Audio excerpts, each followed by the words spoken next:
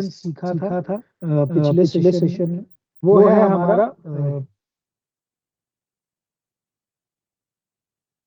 अभिषेक जी, अपना कैमरा अगर आप ऑफ कर पाए तो बहुत अच्छी, धन्यवाद। हमारा जो लास्ट सेशन था, जो हमारा पिछला सेशन था, उसमें हमने अपने क्लिक टू प्रोटेक्ट सुपर के बारे में बात की थी। अभी क्लिक टू प्रोटेक्ट सुपर में 3-4 हाईलाइट पॉइंट्स मैं बता देता हूँ। पहला है स्पाउस कवर, यानी एक ही पॉलिसी में हस्बैंड और वाइफ को हम कवर दे सकते हैं। दूसरा है एक्सेलरेटेड टर्मिनल इलनेस बेनिफिट, जहां अगर कोई लाइलाज बीमारी किसी को हो जाती है तो पूरा का पूरा सम एश्योर्ड एडवांस में ले सकता है, जीते जी ले सकता है। इसके अलावा बहुत सारे और भी ऑप्शंस थे, जैसे कि डेथ बेनिफिट इंस्टॉलमेंट में लेना। इसके अलावा हमने बात की थी अथॉरिटी, हमने बात किया था उसमें आपका स्मार्ट एग्जिट, जहां आप 30 साल के बाद कभी भी पॉलिसी से बाहर निकल सकते हैं और आप पॉलिसी से बाहर निकल सकते हैं और आपको सारा का सारा प्रीमियम वापस हो सकता है बिना रिटर्न ऑफ प्रीमियम के। इसके अलावा हमने और भी बात की थी कि हमारे पास जो टर्म प्लान है वो इंक्रीजिंग इंश्योरेंस कवर के तहत है। इसमें एक ऑप्शन होता है लेवल कवर, दूसरा होता है हर साल 5% बढ़ेगा बीमा राशि, 200% तक जाएगा, और तीसरा ऑप्शन था हर 5-5 साल 10% बढ़ेगा। तो ये 3 बीमा राशि बढ़ाने का ऑप्शन था। इसके अलावा हमारे पास लाइफ स्टेज गोल ऑप्शन था, जहां हमने बात की थी शादी, पहले बच्चे और दूसरे बच्चों पे ये सम एश्योर्ड बढ़ेगा।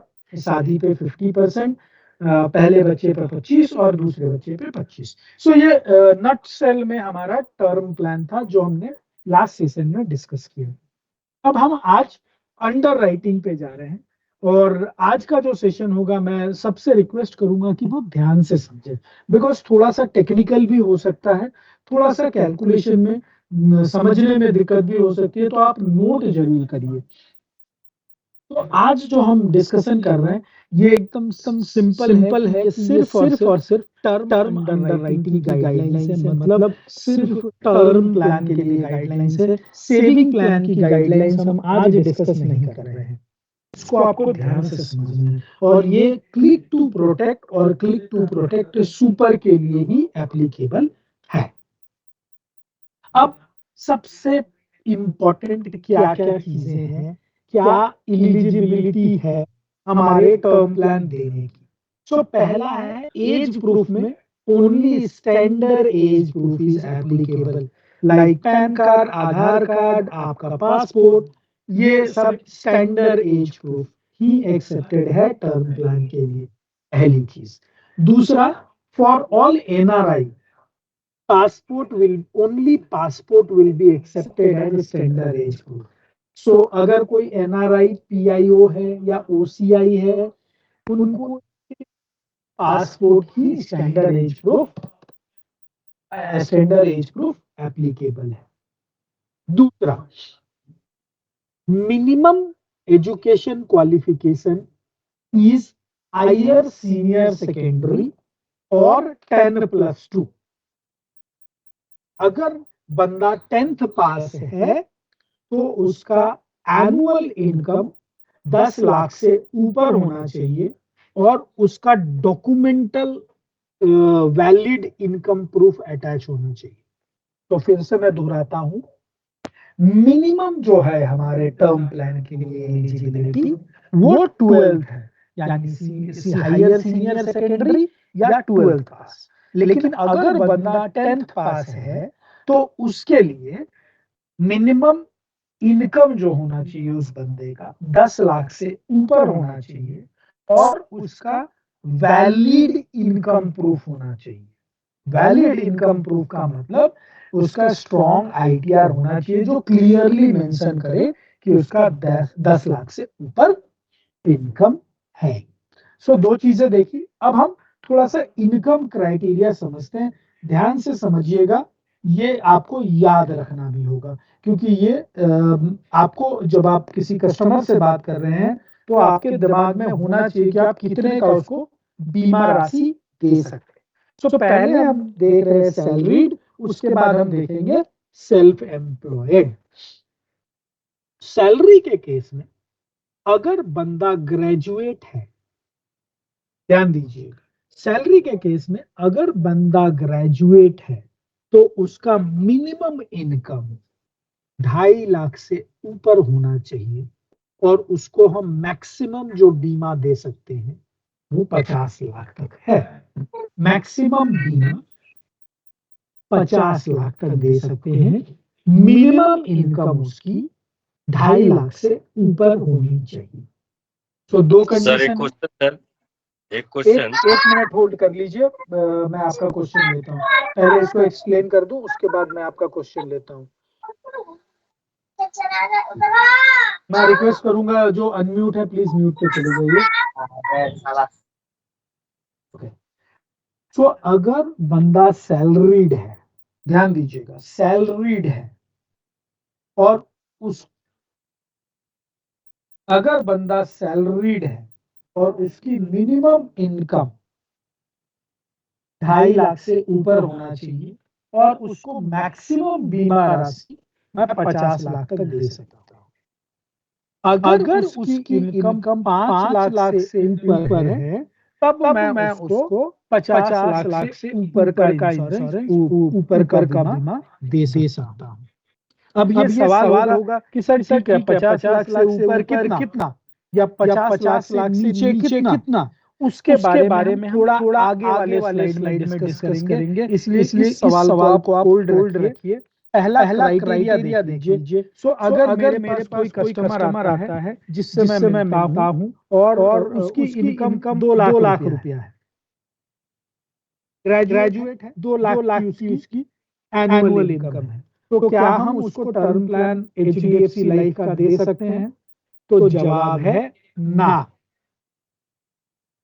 अगर मेरे पास कोई बंदा आता है, मैं कॉल पे गया, बंदा ग्रेजुएट है, उसकी 4 लाख की इनकम है और वो बोलता है कि मुझे ना 1 करोड़ का बीमा चाहिए, क्या हम उसे दे सकते हैं? तो मेरा जवाब है ना, क्योंकि एक 50 लाख से ऊपर की बीमा देने के लिए सबसे पहला क्राइटेरिया जो है वो ये है कि उसकी इनकम, सैलरीड इनकम 5 लाख से ऊपर होनी चाहिए और ग्रेजुएट होना चाहिए। अगर वो 10th और डिप्लोमा होल्डर है तो उसको 2.5 लाख का स्लैब नहीं होगा, उसके लिए 5 लाख का मिनिमम इनकम चाहिए। सो अगर वो 12th है या डिप्लोमा होल्डर है तो उसको मिनिमम 5 लाख का इनकम चाहिए। और हमने पहले भी बात की, अगर वो 10th है तो उसका मिनिमम इनकम 10 लाख होना चाहिए। एक चीज याद रखिएगा इसमें जो अहम है, salary drawn from own business और closely held business will not be considered. So मैं इसको उदाहरण से समझाता हूं, ध्यान से समझिएगा कि मेरी कंपनी है, मैं ही उसका मालिक हूं और मैं सैलरी विड्रॉ करता हूं, तो मैं सैलरीड कैटेगरी में कंसीडर नहीं होऊंगा, मुझे बिजनेस कैटेगरी में ही कंसीडर किया जाएगा।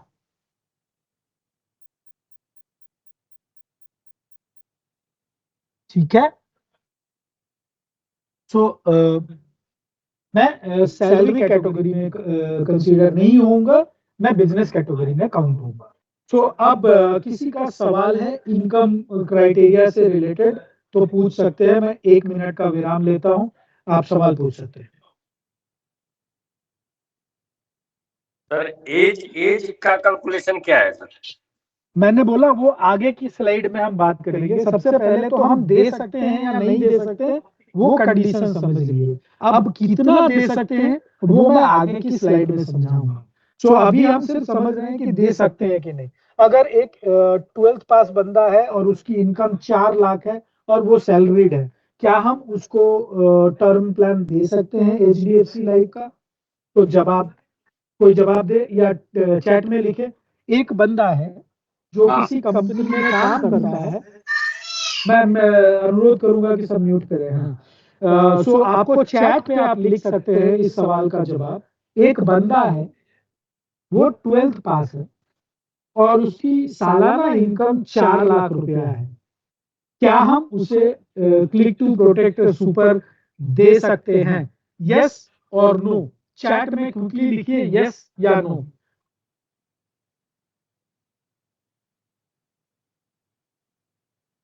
बहुत बढ़िया, I can see, good good, 3-4 response आ गए, बहुत बढ़िया।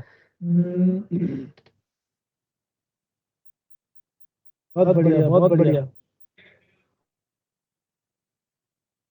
ओके, तो कुछ लोगों ने यस भी लिखा है।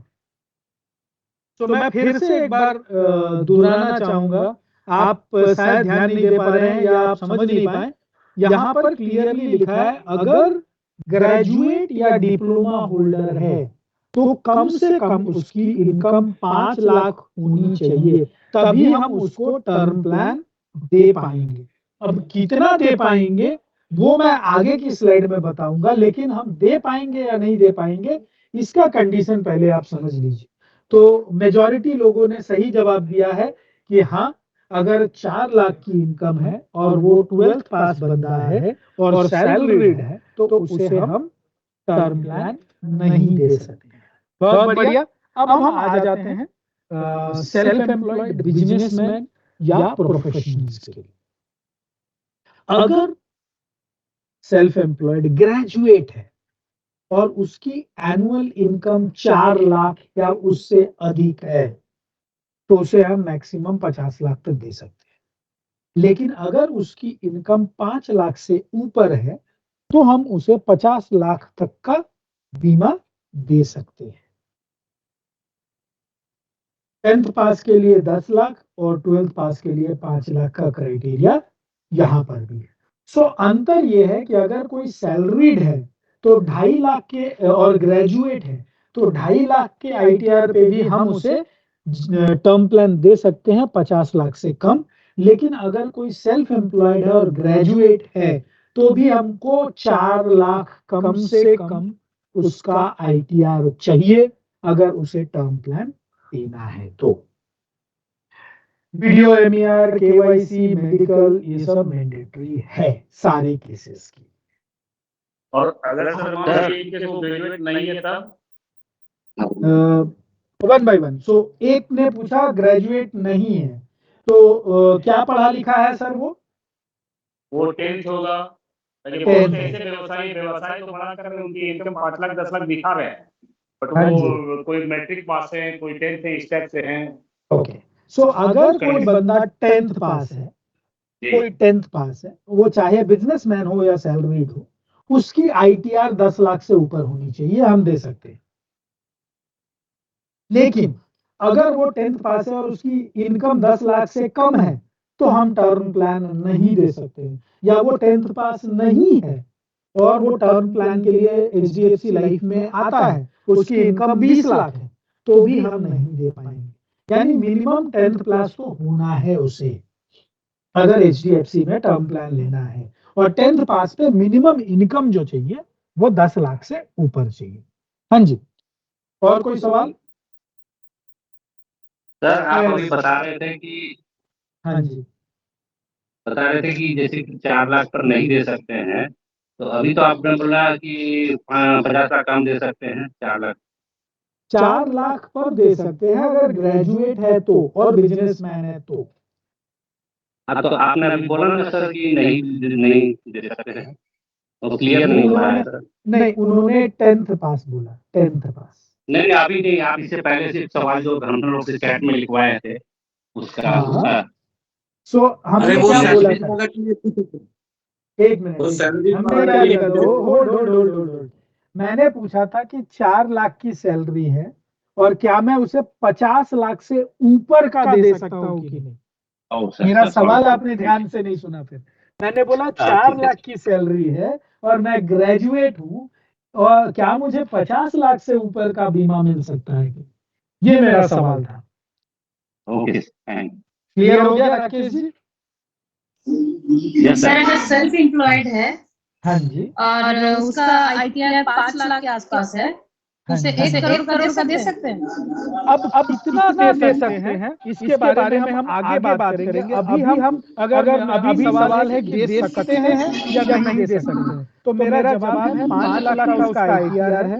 आपने कहा ग्रेजुएट है, तो क्या हम उसे 50 लाख से ऊपर का कवर दे सकते हैं कि नहीं? तो मेरा जवाब है हाँ, दे सकते हैं। लेकिन कितना दे सकते हैं इसके बारे में हम आगे की स्लाइड में डिस्कस करेंगे। तो स्टेप बाय स्टेप समझते हैं, ज्यादा अच्छा रहेगा, है ना? ओके। तो यहाँ तक क्लियर है किसको हम दे सकते हैं, किसको हम नहीं दे सकते। तो अगर कोई 10th पास है, 8 लाख का ITR लेके बैठा है, तो हम उसे पॉलिसी नहीं दे सकते, उसे मिनिमम 10 लाख चाहिए। अब आगे हम बढ़ते हैं, यहाँ तक किसी को कोई कंफ्यूजन नहीं है। अब हम आगे बढ़ते हैं, तो स्टेप बाय स्टेप समझेंगे तो ज्यादा अच्छा है। इसको हम बाद में डिस्कस करेंगे। अब हम आ जाते हैं कितना दे सकते हैं। ये दो स्लाइड को आपको मिक्स करके चलना है। पहला जो आपने यहां पर बात किया ITR, जो हमने अभी दिखाया, ये स्क्रीनशॉट आप ले लीजिए स्लाइड का कि भाई किसको कितना से ऊपर दे सकते हैं। उसके बाद कितना दे सकते हैं उसका स्लाइड है ये वाला, इनकम मल्टीप्लायर। अब उदाहरण से समझते हैं। मेरी उम्र 36 साल है, ठीक है, और मेरी इनकम 5 लाख रुपया है, और मैं ग्रेजुएट हूँ। तो 5 लाख और ग्रेजुएट यानी मैं 50 लाख से ऊपर का बीमा ले सकता हूँ। पहला। अब कितना 50 लाख से ऊपर ले सकता हूँ? तो 5 लाख इंटू 20 कितना हो गया? 100 100, दैट इज 1 करोड़। यानी मैक्सिमम मुझे जो बीमा कंपनी दे सकती है वो है 1 करोड़। मैं समझा पा रहा हूं आप लोगों को? एक और उदाहरण से देते हैं। किसी कोई ऐसा जिसको समझ नहीं पाए या कुछ कंफ्यूजन है? यस सर, ये सब कंफ्यूजन हो गया। मैं फिर से उदाहरण समझिए। तो मेरी उम्र 36 साल है, ठीक है, और मैं ग्रेजुएट, और मेरी जो ITR है वो 5.5 लाख है या 6 लाख है, चलो 6 लाख है।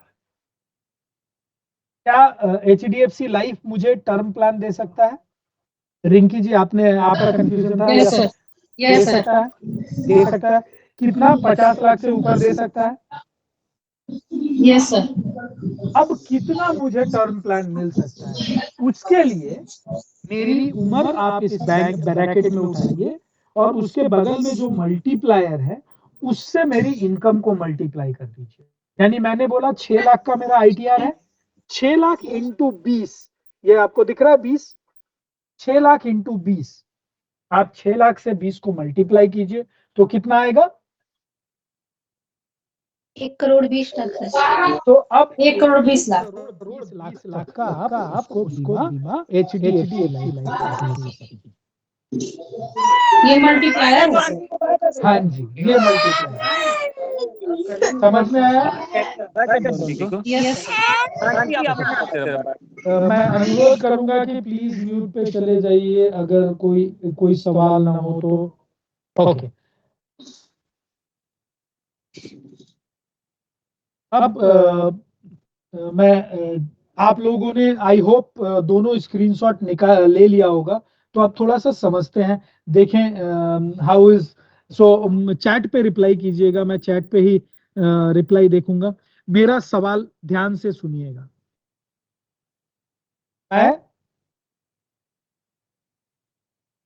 मेरी उम्र 30 साल है, मेरी उम्र 30 साल है। सो मैं चैट पे भी लिखता हूं ताकि कंफ्यूजन हो। मेरी उम्र 30 साल है। मैंने एजुकेशन जो है मेरा है 12th, ठीक है। मेरी उम्र 30 साल है, एजुकेशन 12th है, और मेरा ITR जो है ना और मैं बिजनेसमैन हूँ, ठीक है, और मेरा जो ITR है वो 4 लाख 4 लाख। तो मैं 12th पास हूँ, मेरी उम्र 30 साल है, और मैं बिजनेसमैन हूँ और मेरा ITR 4 लाख है। तो मुझे बीमा कितने की HDFC लाइफ दे सकती है? चैट पे जवाब दीजिए। मेरा सवाल मैं फिर से दोहरा रहा हूं। मेरी उम्र 30 साल है, मैं 12th पास हूं, बिजनेसमैन हूं, और मेरा ITR 4 लाख का है। सोच करके जवाब दीजिएगा, हड़बड़ा करके मत दीजिएगा। चैट लिखिए, चैट पे डालिए। सिर्फ 2 ही लोग जवाब दे पाए, बाकी मेरे सवाल को समझ नहीं पाए या क्या है? अच्छा, मैं टर्म प्लान दे ही नहीं सकता हूँ, ओके, 1 करोड़ दे सकता हूँ, ओके,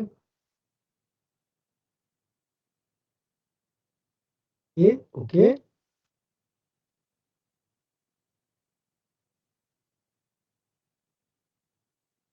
नहीं दे सकता हूँ सर। नहीं दे सकता हूँ, ओके। तो क्योंकि हम बेसिक पे डिस्कस कर रहे हैं, इसको एकदम आपको ध्यान में रखना होगा। और मैं फिर से एक बार इस सवाल को लेते हुए फिर से स्लाइड को दिखाता हूँ, ध्यान से समझिएगा। तो सबसे पहले उस कंडीशन को थोड़ा ब्रेकअप करते हैं, स्लाइड पे ही ब्रेकअप करते हैं, है ना। तो यहाँ पर आते हैं। मैं बिजनेसमैन था और मेरी इनकम 4 लाख थी। अब यहाँ पे बिजनेसमैन का ये देखिए, यहाँ पे है, नीचे से आप देखिए, और मैं 12th पास हूँ। तो क्या है? 5 लाख होना चाहिए। बहुत बढ़िया।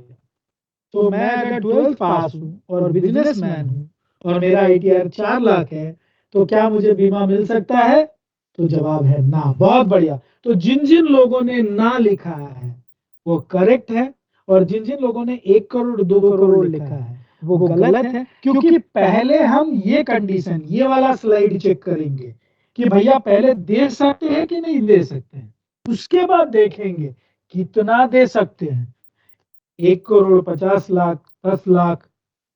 तो बहुत बढ़िया। सो आप सभी ने, जिन जिन लोगों ने नो लिखा था बहुत बढ़िया, और जिन लोगों ने यस या 1 करोड़ लिखा था उनको शायद समझ में आ गया कि हम दे नहीं सकते हैं। किसी को कोई कंफ्यूजन है, कोई दुविधा? करोड़ आंसर लिखा था, क्या उनको कोई दुविधा है? No sir. क्लियर हो गया?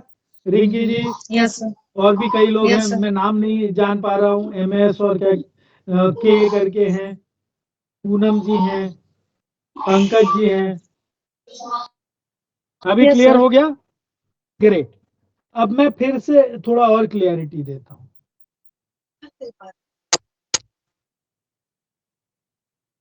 अब सवाल वही रखा है मैंने, एज मेरी 30 साल है, मेरी पढ़ाई ग्रेजुएट है, मैं बिजनेसमैन हूँ, और मेरा ITR 4 लाख का है। तो मुझे कितने का बीमा मिल सकता है?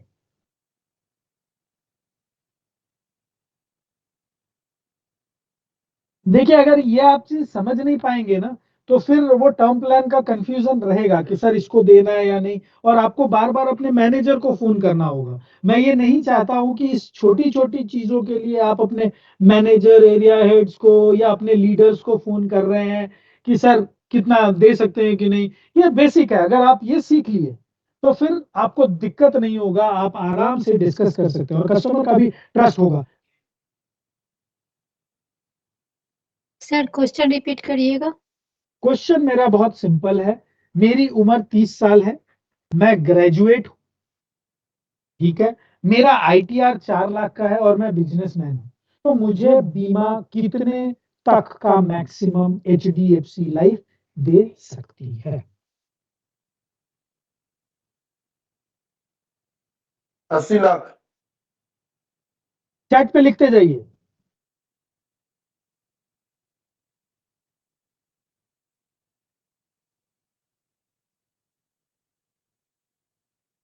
बहुत बढ़िया। फिर भी मुझे ऐसा लग रहा है कि कुछ लोगों ने थोड़ा सा कंफ्यूजन है, जैसे नहीं दे सकते हैं। ओके, सो मैं फिर से एक बार जिनको कंफ्यूजन है उनके लिए रीएटरेट कर रहा हूँ। सो ये बहुत ध्यान से समझिएगा और ये दोनों स्लाइड्स के ना फोटो आप ले लीजिएगा सेशन में। तो अब यही स्लाइड पहला देखते हैं।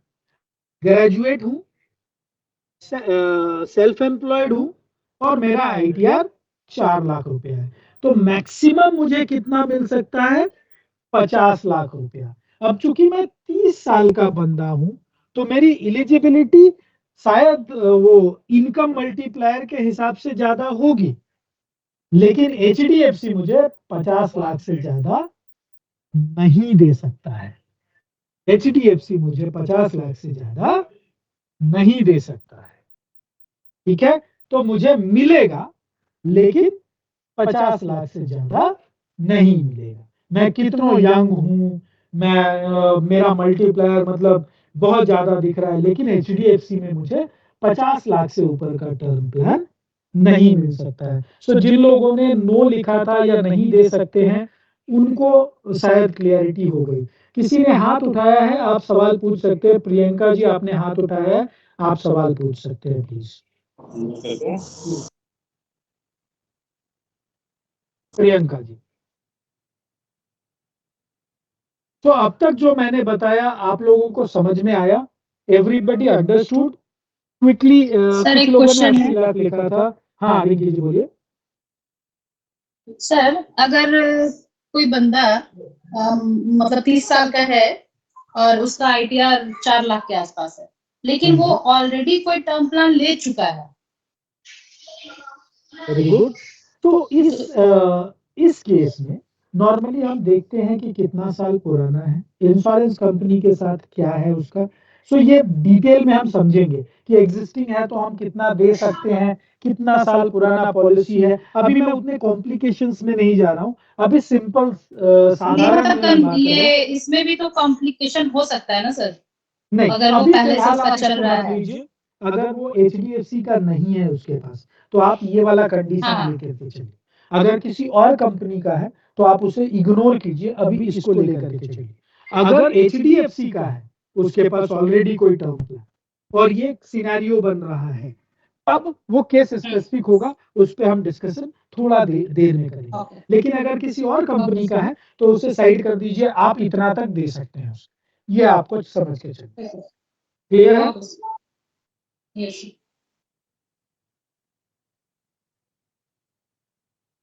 एक मिनट।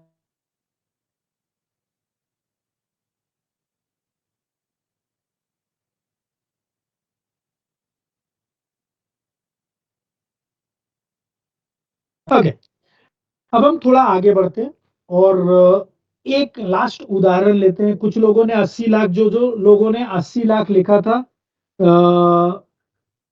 वो लोगों को समझ में आ गया होगा कि हम 50 लाख दे सकते हैं, उससे ज्यादा नहीं दे सकते हैं।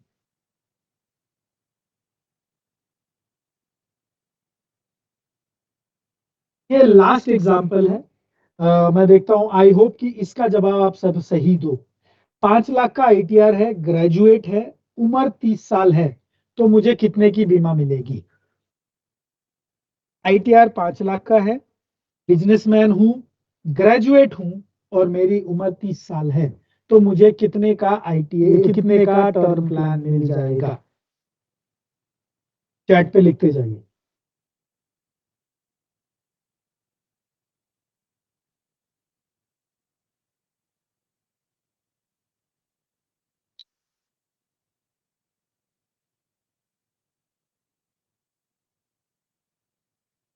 अभी हम केस को थोड़ा कॉम्प्लिकेट नहीं करते हैं। अगर किसी और कंपनी का पॉलिसी है या किसी और कंपनी का हो,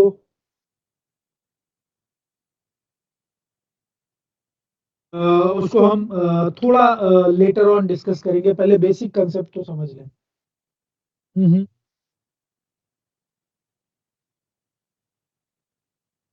अभी भी आप लोग 50 लाख लिख रहे हो, कंफ्यूजन है?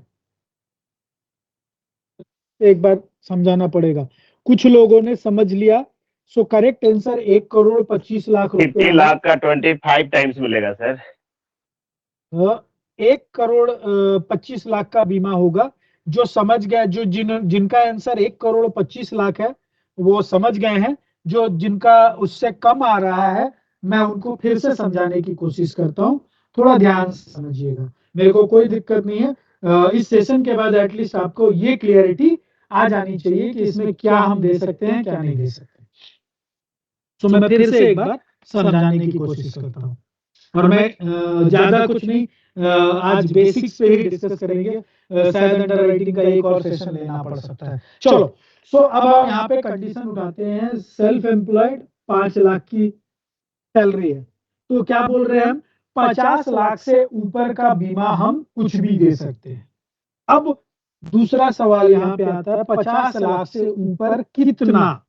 तो अब हम आएंगे, क्योंकि पहले तो कंडीशन देखना है ग्रेजुएट 5 लाख ITR, तो हम उसको दे सकते हैं 50 लाख से ऊपर।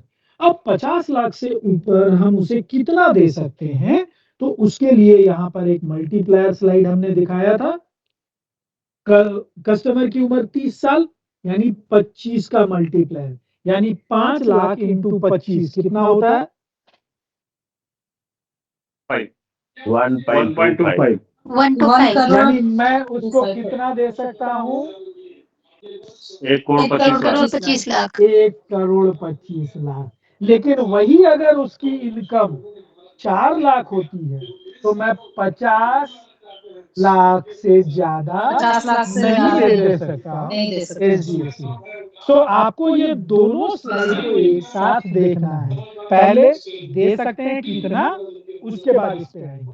तो अगर उसमें हाईएस्ट स्लैब है, यानी 50 लाख से ऊपर का है, तो 50 लाख से ऊपर का कितना दे सकते हैं, फिर वो मल्टीप्लाई है। एक और उदाहरण लेते हैं, एक और उदाहरण लेते हैं, एक और उदाहरण लेते हैं। सो जिन लोगों ने 50 लाख और 1 करोड़ लिखा था, आई होप उन लोगों को समझ में आ गई। एक और उदाहरण लेते हैं। Yes sir. हाँ, कस्टमर की उम्र अब थोड़ा सा कॉम्प्लिकेट करता हूँ, 56 साल है। कस्टमर ग्रेजुएट है और उसकी इनकम 5 लाख है। 56 साल कस्टमर की उम्र है, ग्रेजुएट है, बिजनेसमैन है और ITR 5 लाख है। हम उसे कितने का पॉलिसी दे सकते हैं?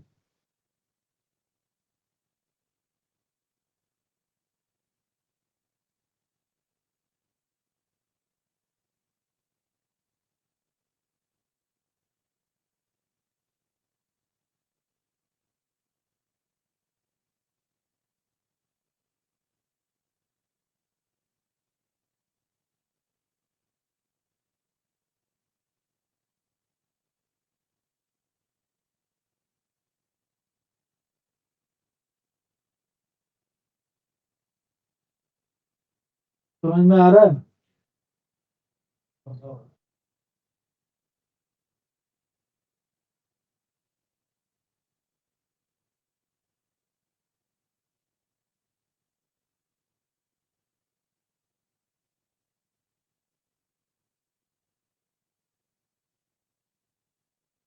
Just hold for a minute. बहुत बढ़िया। सो कुछ लोग 50 लाख लिख रहे हैं। सो मैं मैं किसी एक कोई एक समझाना चाहेगा? कुछ लोग जो 50 लाख लिख रहे हैं, उनको कोई इस क्रम पे समझाना चाहेगा कैसे 25 लाख हो रहा है? 25 लाख करेक्ट आंसर है, तो कोई भी समझा सकता है। तो भूमिका खंडेलवाल ने हाथ उठाया है, प्लीज आप समझाइए पूरे ग्रुप को कि कैसे 25 लाख करेक्ट आंसर है। सर एक्चुअली उसकी एज 56 है, तो अपन को वो टर्म बर्न जो होता है 5% देखना पड़ेगा। तो उसमें परसेंटेज जो 56 जो कैटेगरी में आता है वो 5% आता है। तो आपको 5 5 times। का 5 हाँ 5 टाइम्स, तो आपको 5 लाख का 5 टाइम्स देना पड़ेगा, तो वो 25 लाख होता है।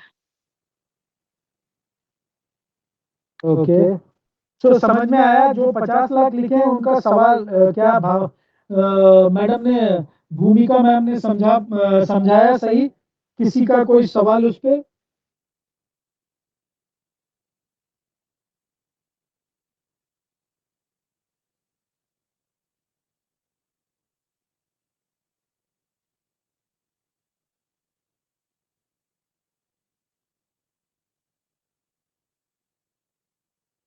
पचास लाख लिखा तो उनको समझ में आ गया या आपको कोई कंफ्यूजन है?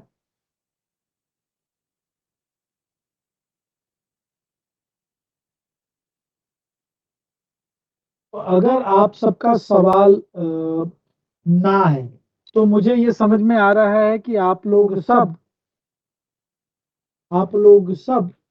ये बेसिक कैलकुलेशन समझ लिए। ये basic calculation of term plan eligibility आप लोग समझ लिए।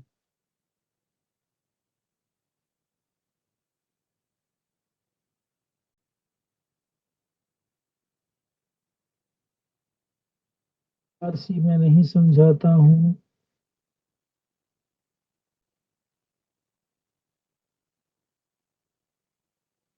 अब जो स्लाइड है ये है आपका मेडिकल लिमिट्स और क्या क्या टेस्ट। इसका भी आप फोटो ले सकते हैं। क्या क्या मेडिकल टेस्ट होते हैं, कितने कितने इंश्योरेंस पे। सम आंसर अंडर कंसीडरेशन यहाँ पे लिया जाता है। यहाँ पे एक कंसेप्ट आता है सम अंडर कंसीडरेशन। सो उसमें हम एग्जिस्टिंग पॉलिसी को कंसीडर करते हैं। कंसीडरेशन इसमें अगर हम कुछ क्रिटिकल इलनेस राइडर दे रहे हैं तो भी कंसीडर किया जाता है और उसके हिसाब से मेडिकल ग्रिड आती है। सो आप नॉर्मल ये ध्यान में रखिए कि ये सारे मेडिकल टेस्ट होते हैं इस पर्टिकुलर एज ग्रुप पे, इतना सम एश्योर्ड पे ये नॉर्मल मेडिकल आता है। ये फोटो आप रख लीजिए। फिर अंडर राइटिंग पे हमने बात किया। अब हम थोड़ा सा डॉक्यूमेंट्स के बारे में देख ले और यहीं पे हम आज का सेशन स्टॉप करेंगे। मे बी नेक्स्ट मंडे और वेंसडे हम इसके आगे थोड़ा सा कंटिन्यू करेंगे, जहां हम बात करेंगे सरोगेट इनकम कैसे हम दिखाते हैं कि सरोगेट इनकम क्या होता है। कि मेरे पास प्रॉपर्टी है, लैंड है, मेरा आईटीआर तो उतना स्ट्रांग नहीं है, बट सो उसके बारे में हम डिस्कशन करेंगे, कितना परसेंट दे सकते हैं, कैसे कैलकुलेशन होता है। बट फिलहाल अभी आपको ये चीज भी ध्यान में रखना है। सो हमने कैलकुलेशन कर लिया कि कितने का बीमा दे सकते हैं उसको और क्या क्या डॉक्यूमेंट चाहिए, ये यहाँ पर आपके स्क्रीन पर है। सो अगर सैलरीड कस्टमर है तो 6 मंथ का bank statement with salary credit, salary slip last 3 month का और बैंक स्टेटमेंट जिसमें सैलरी क्रेडिट हो रहा है, फॉर्म 16 लास्ट 2 इयर्स का, या ITR for salary. Self employed के लिए ITR with CA certified computation of income, CA certified audit profit and loss account for last 3। ये सेल्फ और प्रोफेशनल के लिए है, सैलरीड के लिए।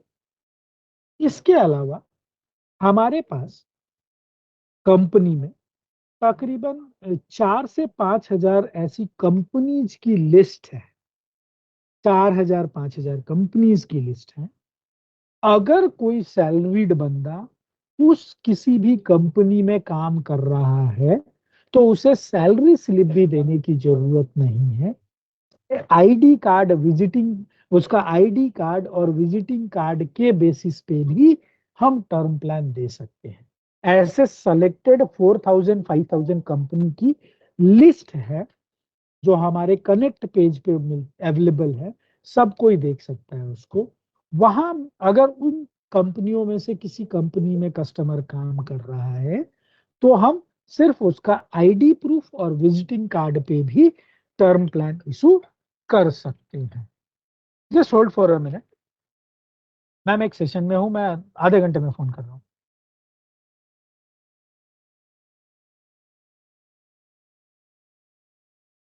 सो यहाँ पर हम आज का सेशन स्टॉप करते हैं। मैं आप लोगों को before we and I am sharing with you all a quiz. Sir sorry. हाँ, कोई सवाल है तो हेलो आप पूछ सकते हैं। हाँ जी, सर। जी सर, एक सवाल था मेरा।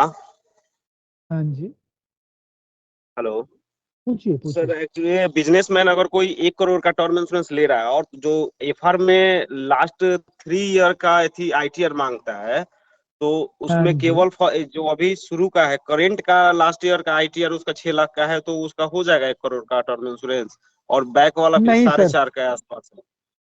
नहीं, एवरेज निकलता है 3 साल का। सो मान लीजिए 4 लाख, 4 लाख और 8 लाख है, तो हाँ, तीनों को ऐड करेंगे, डिवाइड बाई 3 करेंगे। उसके बाद जो स्लैब आएगा उसमें अगर उसका मान लीजिए एवरेज 4 लाख आ रहा है, तो आप 50 लाख हाँ, से ज्यादा नहीं दे सकते, हमने देखा है, और ग्रेजुएट है तो। सो ये जी एवरेज निकाला जाता है 3 साल जी जी सर। एवरेज का। अगर 5 लाख है तो अब 1 करोड़ ले सकते हैं आराम से। हाँ, फिर आपको वो मल्टीप्लायर देखना होगा, उसके इनकम, उसका एज के हिसाब से मल्टीप्लायर, और उतने का आप दे सकते हैं। ठीक है सर, क्लियर है? धन्यवाद। जी सर, क्लियर। वेलकम। बहुत ठीक बढ़िया। सर। सो मैंने अभी ना आप लोगों के चैट में एक लिंक दिया है।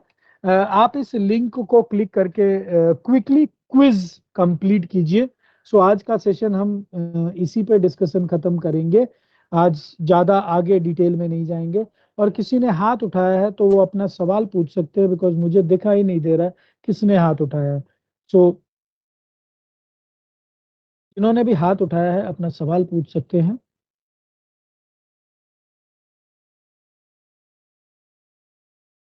और मैंने लिंक डाला हुआ है। सो इस पे आप अपना क्विज, ये क्विज का लिंक है, जहां हम जो हम लास्ट सेशन में डिस्कस किए थे उसका डिटेल्स है।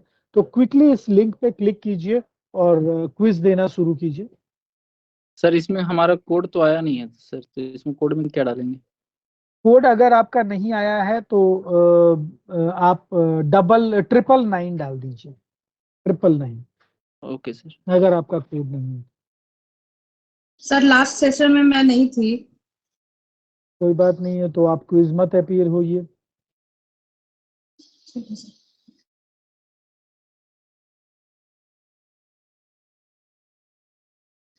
मैं एग्जिट कर सकती हूँ सर? हाँ जी मैडम, आज का सेशन यहाँ पे समाप्त हो रहा है। Okay sir, thank you sir.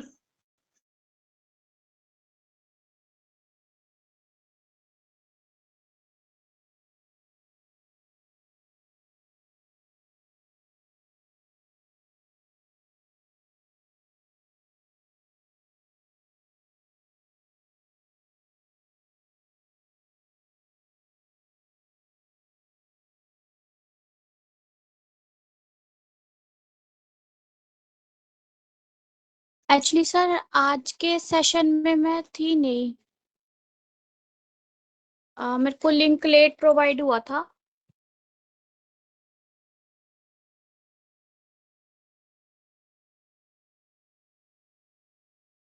Hello.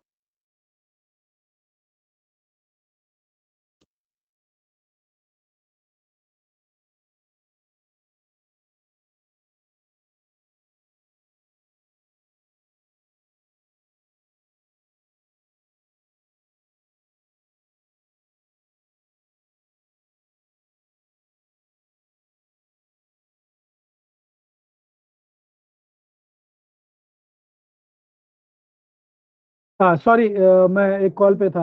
किसी ने पूछा कि मैं लास्ट सेशन में नहीं था, तो आप क्विज मत अपीयर कीजिए। बाकी लोग क्विकली क्विज अपीयर कीजिए, मेरे को रिजल्ट्स नहीं दिख रहे हैं। क्विज सिर्फ एक ही आदमी, दो ही आदमी ने अपीयर किया है अभी तक, रितेश कुमार सिंह और Pankaj Kumar. Please quickly quiz appear कीजिए आप लोग।